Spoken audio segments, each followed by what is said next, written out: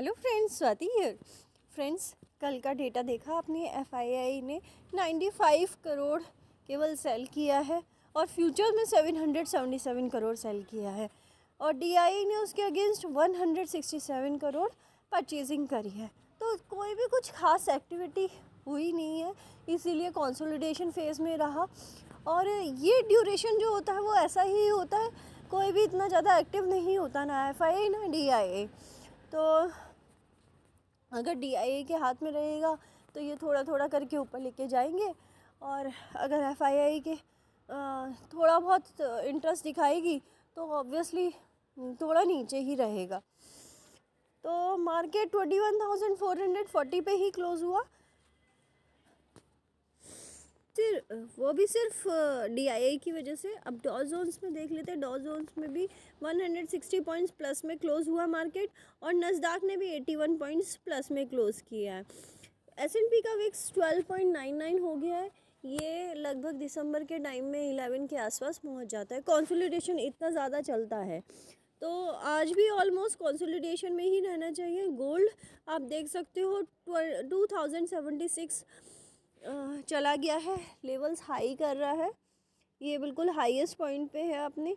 और सिल्वर भी अपने हाई से थोड़ा सा पहले ही है, 24.52। क्रूड ऑयल फ्रेंड्स थोड़ा सा बढ़ गया है, क्रूड ऑयल और ब्रेंट ऑयल 80 के अबव चला गया है और क्रूड ऑयल 75 पहुंच चुका है।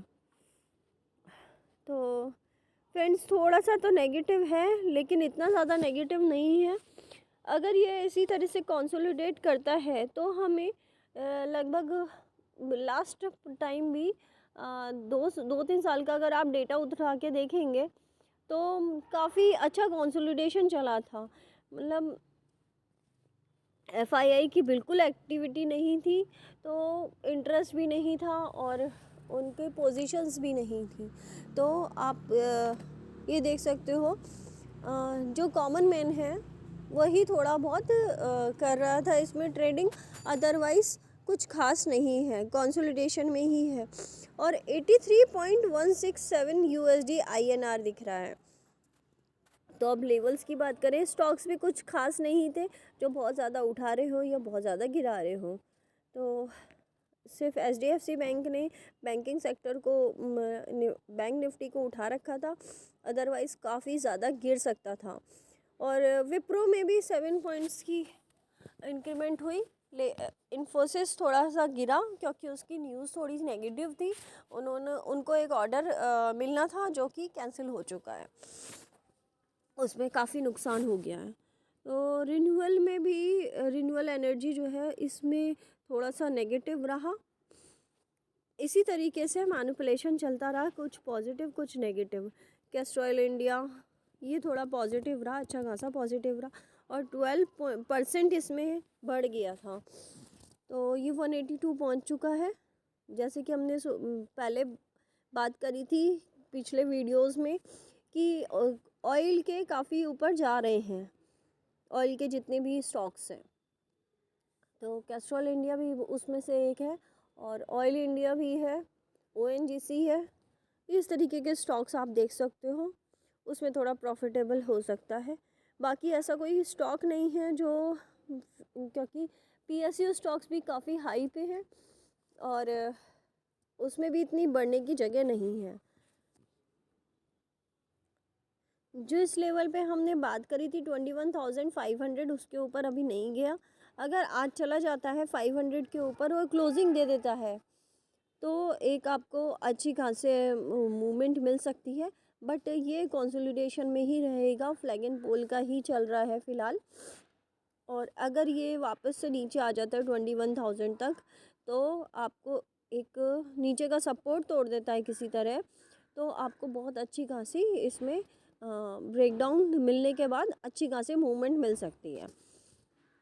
और फिर ये जो गैप्स छोड़ के गया था उसमें भी जा सकता है। 20,800 एक सपोर्ट है छोटा सा, फिर उसके नीचे तो और भी ज़्यादा ख़राब हो जाएगा। तो अभी फ़िलहाल यही लेवल है, 21,000 का सपोर्ट और 21,500 का रिजेक्शन।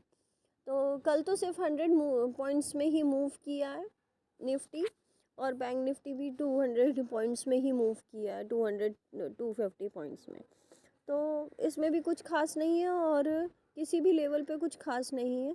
आप डेली टाइम फ्रेम पे देख रहे हो कितनी सारी कैंडल्स बनी हुई है एक ही लेवल पे। 48,000 के ऊपर भी नहीं जा रहा है बैंक निफ्टी और 47,000 के नीचे भी नहीं स्टेबल हो पा रहा है। तो एक ये लेवल रहेगा और फिर उसके नीचे अगर ये जाता है तो 46,200 का एक सपोर्ट है, उसको भी अगर ये तोड़ता है, जो आपको ये ग्रीन लाइन दिख रही है, ये वाली जो बोल्ड हुई है अभी, ये भी तोड़ता है तो हम नीचे जाने के लिए रेडी हो जाएंगे। अदरवाइज़ हम इस लाइन के ऊपर तो थोड़ा सा कंसोलिडेशन फेज़ में ही है और बैंक निफ्टी में काफ़ी टाइम से कंसोलिडेशन ही चल रहा है। तो ये एक थोड़ा सा सोचने वाली बात है। सेम विद फिर निफ्टी में भी बहुत छोटे मूवमेंट में ही रहा और देखते हैं आज किस साइड मूवमेंट देता है या देता भी या नहीं, कंसोलिडेशन में ही रहता है। एक हफ्ते तो कम से कम कंसोलिडेशन में रहना चाहिए और फिर जनवरी में हम देख सकते हो थोड़ा सा नेगेटिव रह सकता है। तो आज बैंक निफ्टी की एक्सपायरी है, मंथली एक्सपायरी भी है। एक्सपायरी ऑलरेडी प्ले हो चुकी है वैसे तो लास्ट वीक, बट आप देख सकते हो कि जो कॉमन मैन है वो एक्सपायरी को बिल्कुल एंड मोमेंट तक लेके जाते हैं। इंडियन मेंटेलिटी है तो आप भी कोशिश करिए, इंडियन मेंटेलिटी को छोड़िए और टाइम रहते सारी चीज़ें निकालिए। कंसोलिडेशन में सिर्फ पैसा खाते हैं सेलर्स के, बहुत अच्छा खासा पैसा बन जाता है क्योंकि वो सेल करके चलते हैं और उनको प्रीमियम डिके मिल जाता है।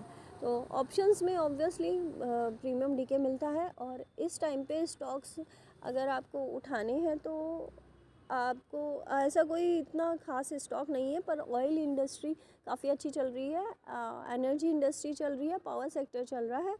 आप उसमें एक बार इन्वेस्टमेंट कर सकते हो धीरे धीरे थोड़ा थोड़ा। तो फ़िलहाल के लिए इतना ही, आपको लेवल्स ऑलरेडी बता चुकी हूँ मैं।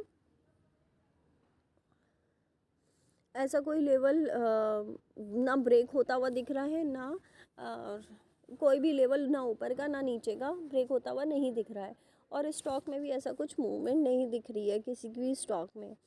तो कुछ स्टॉक्स बढ़ा रहे हैं, कुछ स्टॉक्स गिरा रहे हैं, बस इतना ही चल रहा है। तो फ़िलहाल के लिए इतना ही। Thank you so much. और आगे इसी तरीके से हम लेवल्स को देखते हुए काम करते हैं तो हमें अच्छा प्रॉफिट होता है और कंसोलिडेशन में कुछ खास नहीं होता। Thank you friends, thank you so much. और आप कमेंट कर सकते हो कोई भी स्टॉक के लिए कुछ भी, आप चार्ट रीड करने में प्रॉब्लम हो रही हो या आपको कुछ चीज़ ज़्यादा पता हो तो आप मुझे प्लीज़ कमेंट में बता सकते हो। कोई इन्फॉर्मेशन में से छूट गई हो तो वो भी आप कमेंट में बता सकते हो। Thank you.